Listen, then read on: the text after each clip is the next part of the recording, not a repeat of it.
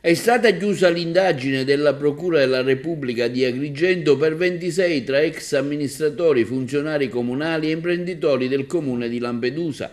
Viene ipotizzata un'associazione per delinquere finalizzata alla commissione dei delitti contro la pubblica amministrazione, abuso d'ufficio, concussione e peculato.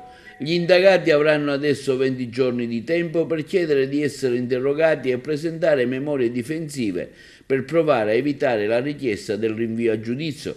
Tra gli indagati l'ex sindaco delle Isole Pelagie Salvatore Martello, l'ex vice sindaco Salvatore Prestipino, i dirigenti dell'ufficio tecnico comunale e dei lavori pubblici rispettivamente Giuseppe Di Malta e Maglio Maraventano. Al centro dell'inchiesta l'appalto per i lavori di manutenzione della rete fognaria dell'isola e delle stazioni di sollevamento. 2 anni fa vennero sequestrati dai carabinieri di Agrigento nel comune di Lampedusa atti su appalti e concessioni.